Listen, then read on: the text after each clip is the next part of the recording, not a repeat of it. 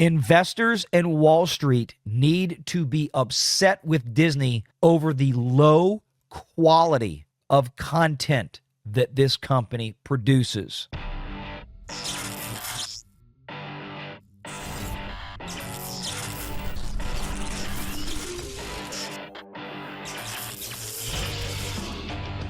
Renegade Online.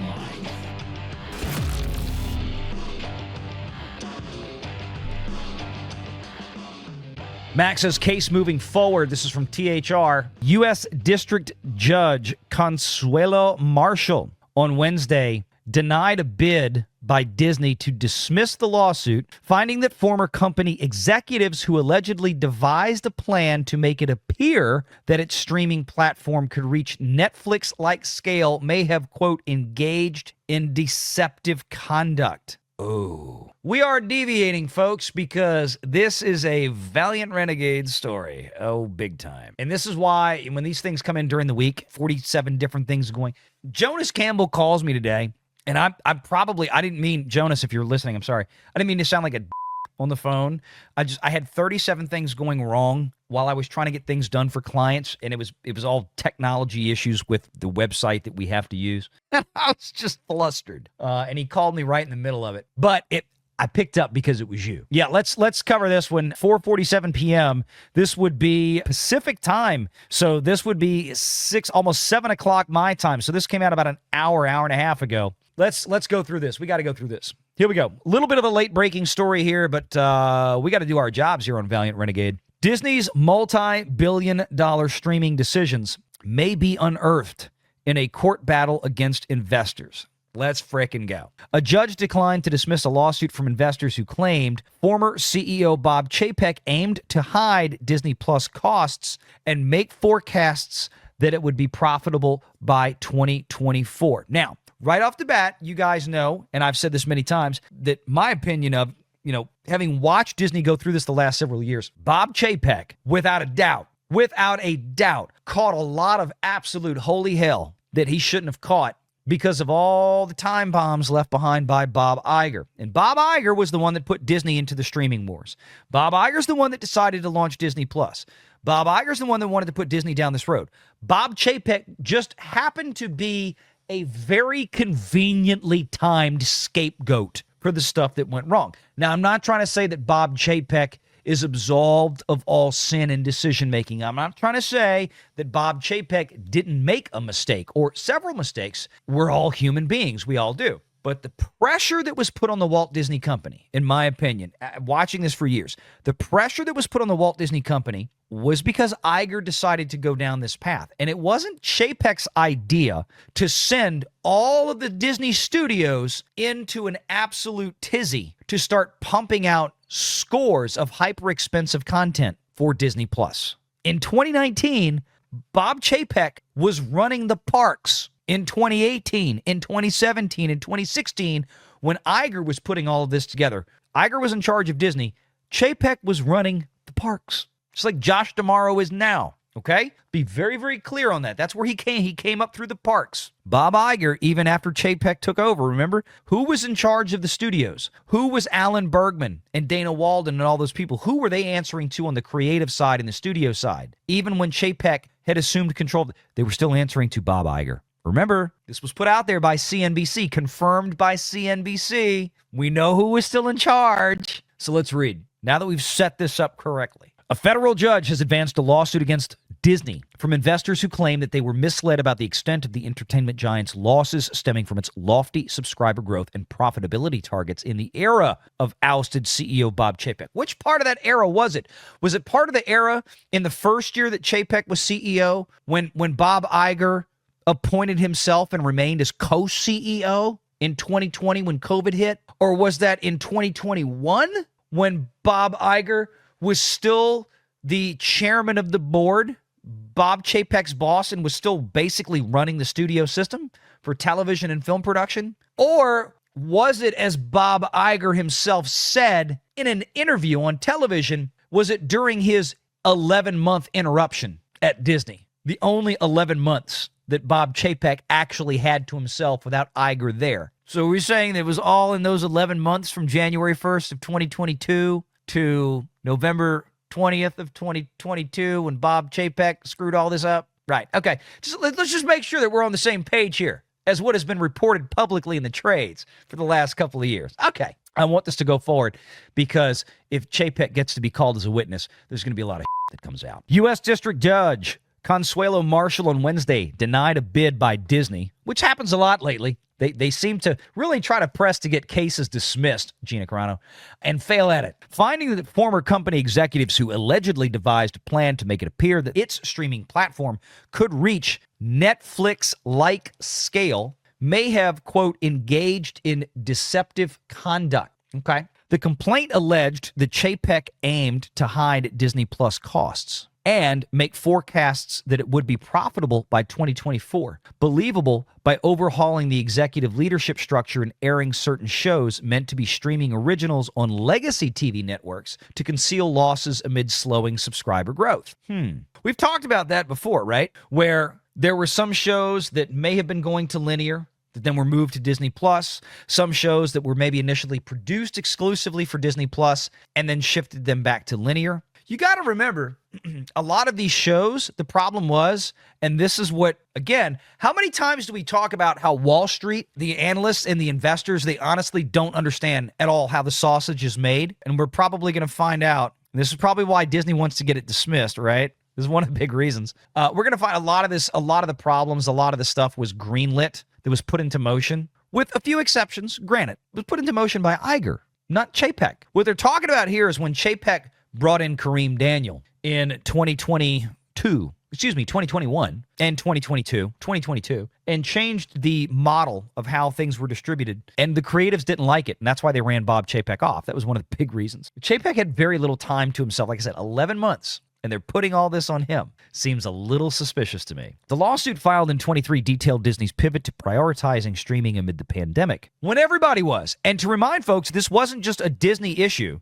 This was Wall Street. Wall Street had hammers, sledgehammers, ball-peen hammers, mallets, beating these companies over the head. How many subscribers you got? How many subscribers you can have next quarter? Everything for them was streaming. Wall Street had this streaming rage. They thought that everybody could be Netflix, and they were putting pressure on companies like Disney and a lot of others out there to perform. So Disney got caught up in the whirlwind. Again, they're not blameless. Wall Street wanted what it wanted, and companies like Disney reacted to that. While its theme parks, resorts, and cruise lines were shuttered amid and movie theaters were forced to close, subscriptions to Disney Plus rapidly took off. Against this backdrop, Chapek, who ascended to the CEO less than a month before COVID-19 hit the company's core business, decided to, quote, go all in on the streaming platform, quadrupling subscriber target figures to 230 million by 2024, according to the complaint. As of December 2024, Disney Plus core subs stood at 124.6. Okay, was it all his idea? Was it Chapek's idea to get the studios to drive all of their content or to green light the content? Again, that was the heads of the studios were Iger people, right? Those were Iger people. Okay. The court sided with investors, saying that they had sufficiently alleged corporate maneuvering by Chapek and other executives designed on other executives.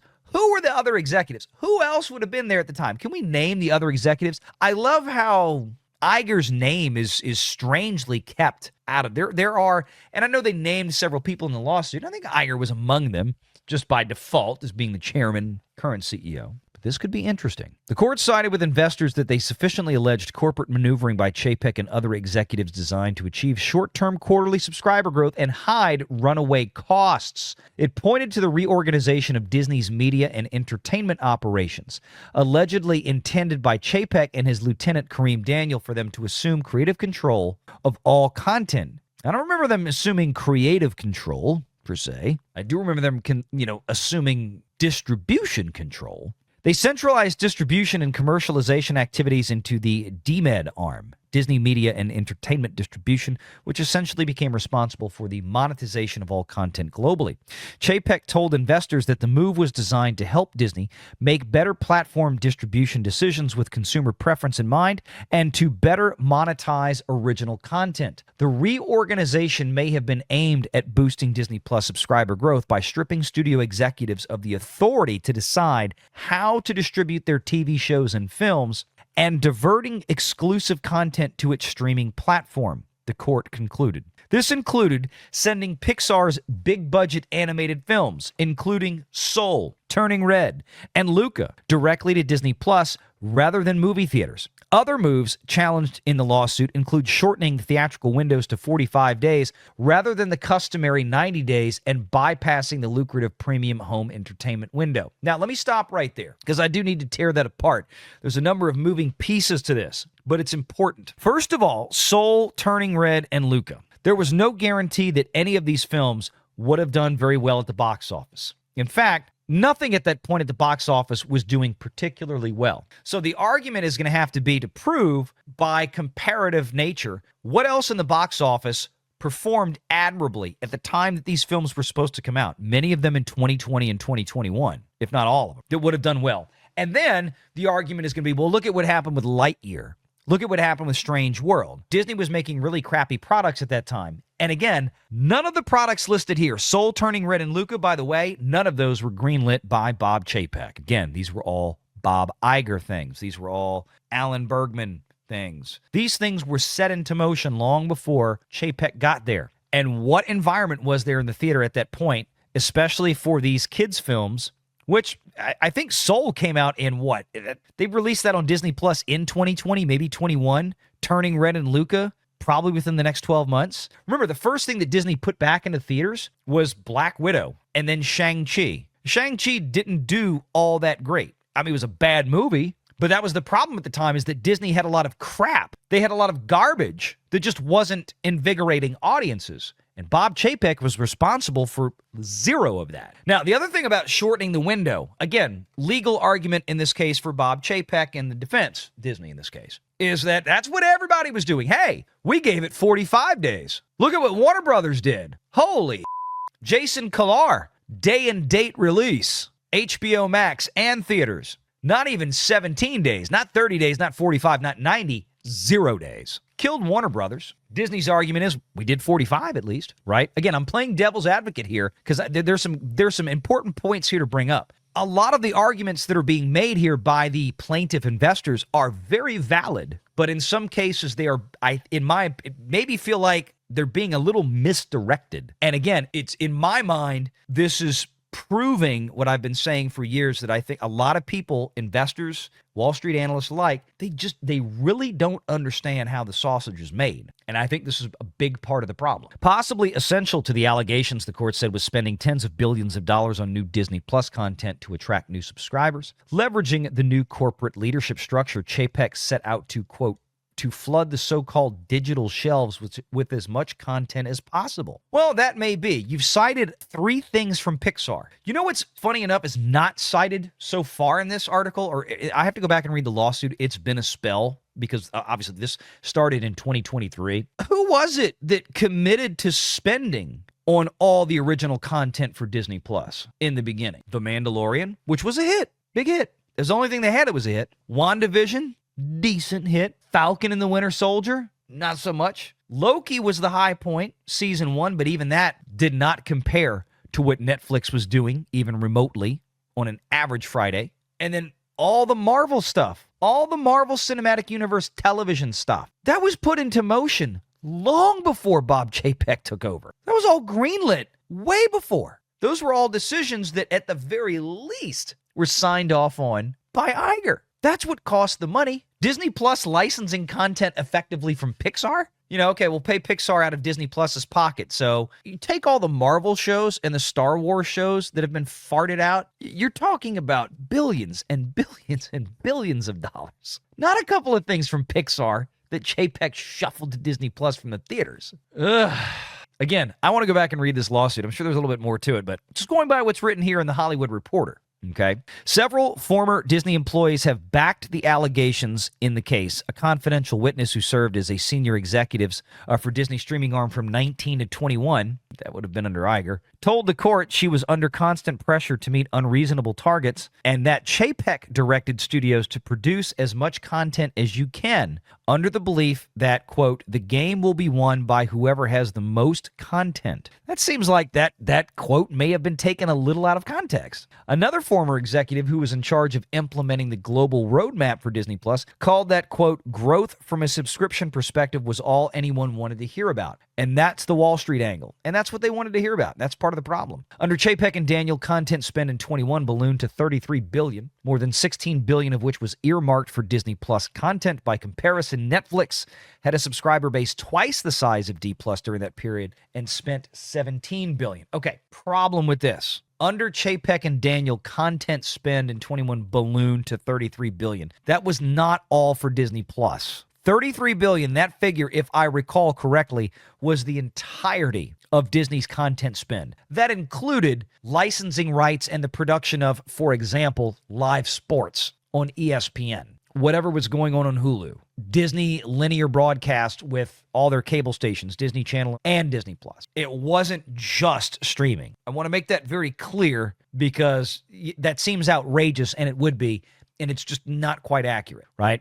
So more than $16 billion of which was earmarked for Disney Plus content. But again, we're not including ESPN Plus. We're not including, and again, I don't remember $16 billion being earmarked that 1 year for Disney Plus content. I'll have to go back and look at that one. And again, this was a cold read for me on this article. I've not had a chance to really dig into it until I'm doing it live right here. In 22, Disney's streaming arm reported a quarterly operating loss of $1.47 billion, and Chapek was ousted 5 months after his contract was extended. Soon after Iger was reinstated, he withdrew subscriber target figures and slashed annual content spend by billions while removing over 50 plus Disney shows and films, which initially had been touted to investors, triggering massive impairment losses. Remember the Disney Plus thing in 2019 and 2020? That was all Iger stuff. All those Star Wars shows, all those Marvel shows. That was always the plan. That's where the bulk of that spending came from. Chapek didn't walk in there in 2020 and 2021 amid all the COVID shutdowns,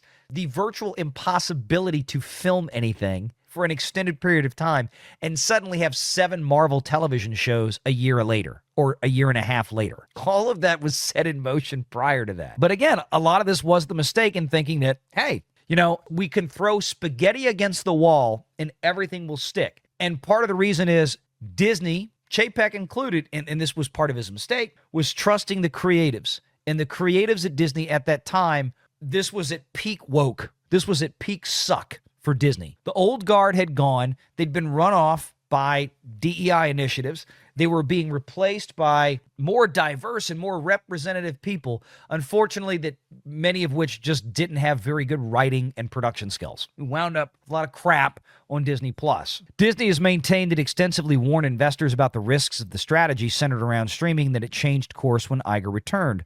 Also at issue is the case is Disney's institution of a series of promotions that it gave consumers heavily discounted subscriptions. One example, the company partnered with Verizon to provide a free year of D+. The promotion immediately drove subscription growth, with over 20% of subs coming the deal over the first 2 months it was offered, but it came at the cost of dramatically reduced revenues. It impacted Disney's business for years, since Verizon took a cut of payments for billing Disney Plus subscribers on their wireless bills. Again, it's not a bad marketing strategy. The problem is that the talent pool at the Walt Disney Company was so dry, they couldn't actually produce any content that would keep the subscribers around. It all sucked. Disney felt like it could just rest on its laurels and rest on its existing IPs all day, when all Disney really had to do from the beginning was start and maintain a $5 to $6 a month streaming service with its existing library. They didn't have to make anything new for Disney Plus, and they would have probably been profitable. And after things exited a pay one window on Netflix, and Netflix paid Disney billions of dollars like they had been up to that point to license their Marvel products and their Star Wars products and all this kind of stuff, and then in the pay 2 or pay 3 window, come back to Disney Plus and remain there, they'd have been fine. But they got over their skis and they made a bunch of garbage because they didn't have anybody working at Disney that was talented anymore. And it's the same thing in the theme parks. Just look at some of the garbage they're building in the theme parks right now. Absolute cheap-looking, sterile, corporatized trash, much like their films. Why is Captain Falcon failing right now? Because it was a movie that was made by a bunch of idiots that didn't have a plan and slapped things together haphazardly, running the budget way up like it has been on every Marvel film out there for the last several years, and it sucks. It still sucks, and it's going to lose money. Congratulations. Not every movie can have a Ryan Reynolds in there that is going to make sure that the movie it winds up being what it needs to be and what the audience expects. Not every movie can have a Tom Cruise in it whose sole mission in life apparently is to do something awesome for the audience because they love them so much, and they have a writing team and a directing team that can back them up. Disney has none of that because they're too busy trying to give you the first black, lesbian, transgender alien from Xenon to direct a film about a transgender Smurf. I mean, that's Disney. That's what Disney wants to do. That's what they care about. In March of 21, Chapek assured investors that the company, quote, is very selective in partnerships it pursues and has guidelines in terms of what percentage or overall constituency we want to come from third party. Iger in 2023 later conceded that in our zeal to go after subscribers, I think we might have gotten a bit too aggressive in terms of our promotion. No. If you'd had the content to back it up, it would have been fine. The studio side failed to deliver content. It failed to deliver quality content. The only thing to this day, Bob Iger, that has Disney Plus treading water is Bluey, which, by the way, apparently Disney has partnered up, and they're making a Bluey theatrical movie that Disney is going to distribute, at least here in the U.S., because Disney's best stuff isn't even the stuff they own. The studios failed. The studios failed outside of The Mandalorian, season 1 and 2. Remember that those were big hits on Disney Plus. That got people excited. That got people talking. Those had big audiences. Those had audiences to compete with stuff on Netflix. Nothing really else on Disney Plus has. And we've shown people the numbers. My God, Paramount Plus is bringing in loads more viewers for shows like Landman or Lioness or the Yellowstone series they have on there, all the Taylor Sheridan stuff, right? They're bringing in tons more viewers, tons more than anything on Disney Plus outside of maybe Bluey, where kids just sit there and binge repeatedly 30-minute episodes 8 hours a day. But Paramount is doing it with regular 1-hour dramas on weekly releases, stomping Disney Plus with far fewer subscribers. It's the content. Investors need to be mad about the low quality of Disney creativity. I'll say it again. Investors and Wall Street need to be upset with Disney over the low quality of content that this company produces. That is the primary issue with the Walt Disney Company. The low quality content. Spending $100 million or $200 million or $400 million on a product that you've reshot 37 times is not going to make it good. Spending $300 million on a show like The Acolyte, again, something that was greenlit while Bob Iger was still there, is not going to make it good. It was one of the biggest laughing stocks in Star Wars history, if not the biggest. But no, we're going to blame the fact that they tried to market it and tried to grow subscribers while Chapek was sitting there hoping that his creative team would actually be able to deliver something of value. But we didn't get it. What we got was this. The power of one. The power of two. The power of...